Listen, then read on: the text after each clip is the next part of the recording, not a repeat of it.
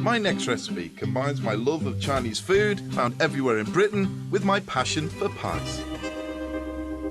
Pies and puds tend to be traditional hearty fare, but occasionally I like to mix things up a bit, like now.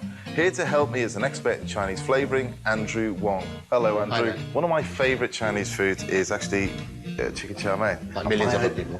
Yes, quite. Now, what I'd like to do, and it might be working slightly out of the box, I want to turn that dish into a pie. Sounds like a terrible idea. Does it? So I've got a challenge on my hands then to do it. So the first thing, I've got a good idea what I want to use for the casing, but I haven't got the chicken chow mein, which is where you come in. Happy to help. There's the kitchen, mate. Lots of different ingredients. You go ahead and show me how to make a good, proper chicken chow mein. Andrew's got a high-end restaurant in central London and has won awards for his cooking, so this should be one great chicken chow mein.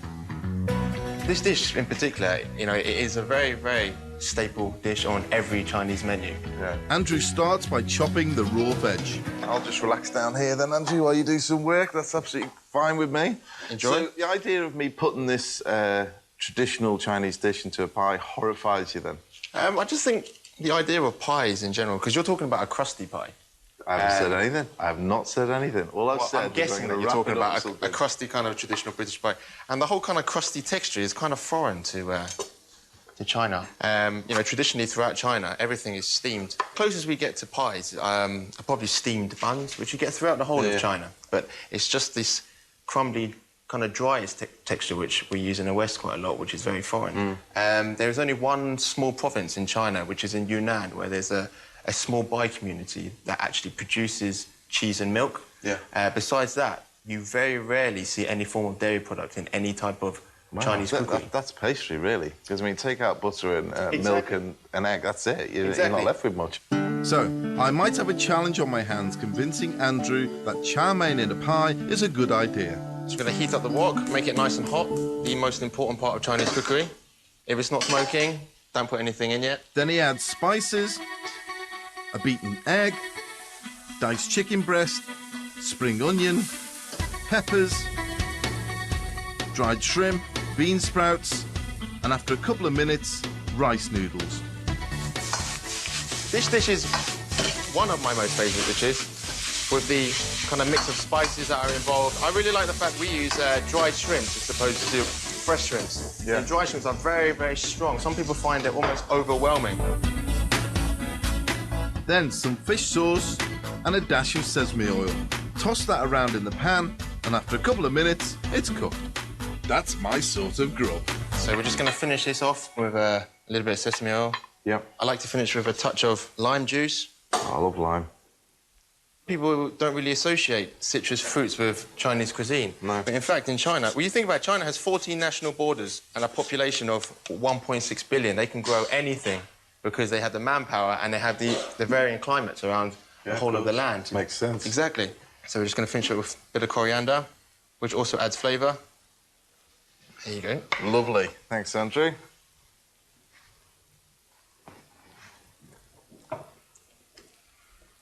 Spot on that, Andrew. That is going to be fantastic in a pie. So what I'm going to do is, you know, you can rest now, Andrew. Oh, you can chill down.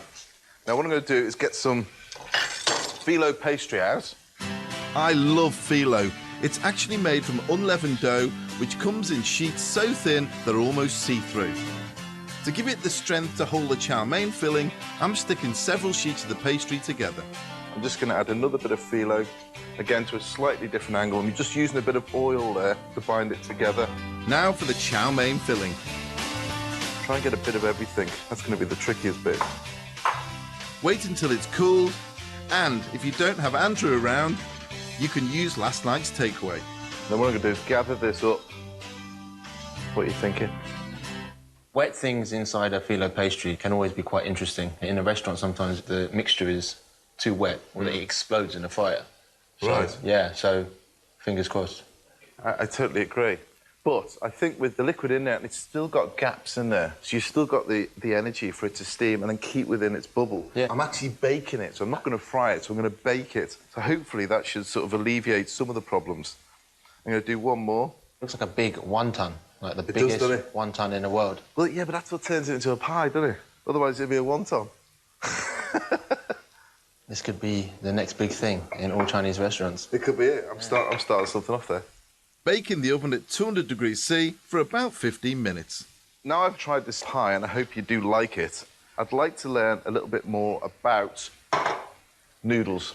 How easy are they to make these noodles? These noodles are extruded, so they're rice noodles. But traditional Chinese noodles that you probably see throughout China are all wheat-based. Right.